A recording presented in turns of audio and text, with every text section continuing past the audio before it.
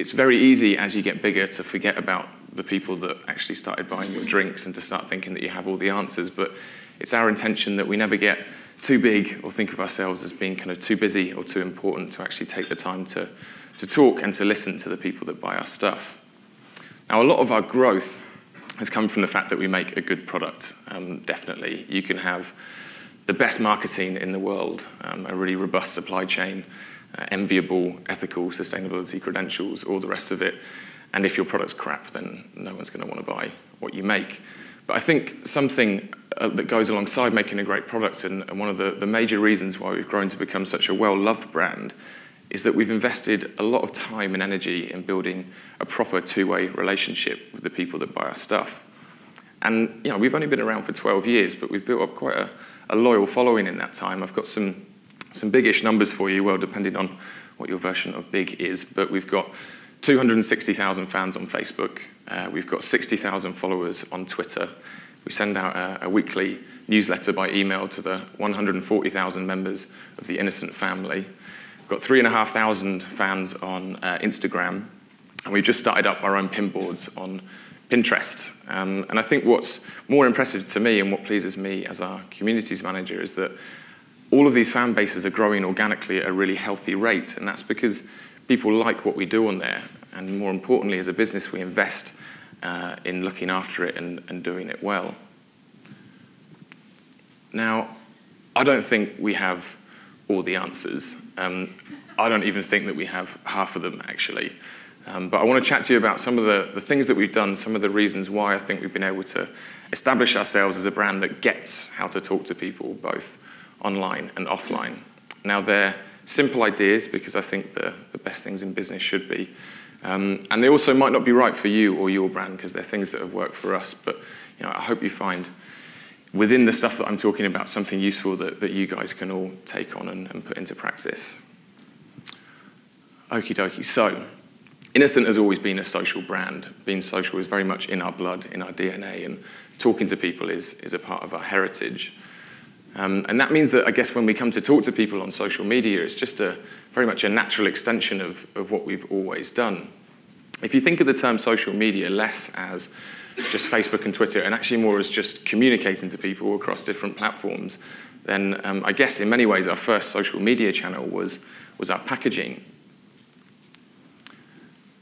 Now, we think of packaging as free media space, a nice chunk of space that we can use to talk to people. And when Rich, Adam, and John first started making smoothies, they realized that there was all this stuff that got written on food and drinks labels that didn't actually have to be there.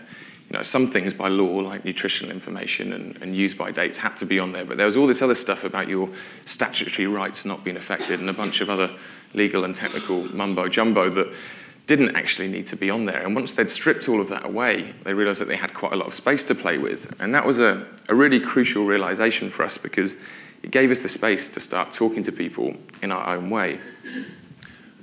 I wouldn't worry too much if you can't read this, by the way, but we talk to turn people on. I don't mean that we talk to physically arouse you. That would be slightly weird. We talk in a way that hopefully doesn't bore you or make you switch off.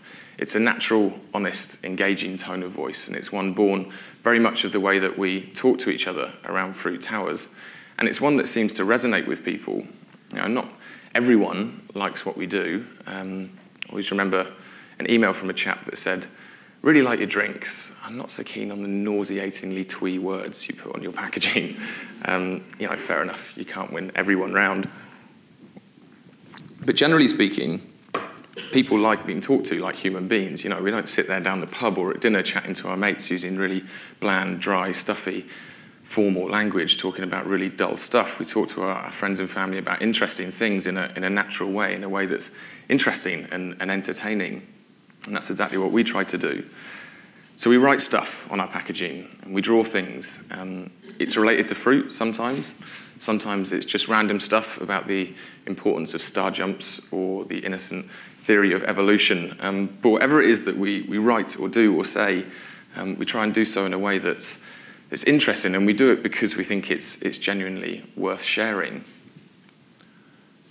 And we've always talked to people online too. So right from the early days, we've had a blog on our website, and we used that to talk to people about a good old mix of stuff. You know, sometimes it was kind of new product information, other times it was just random bits and bobs about the world at large, and people seemed to like that mix of content. And one time a chap wrote to us and said, you know, you guys should do like a weekly newsletter or something. And we thought, yeah, that sounds like quite a good idea. So we sent out this, which is our Innocent newsletter. We sent that out the first time ever to all 11 members that had signed up to become members of the Innocent family. And as I said earlier, that's grown now, and we now send that out every week to 140,000 people. So right from the early days, you know, well before Facebook and Twitter and all these other new social media channels, we were using the online world to maintain a kind of regular conversation with the people that were buying our stuff.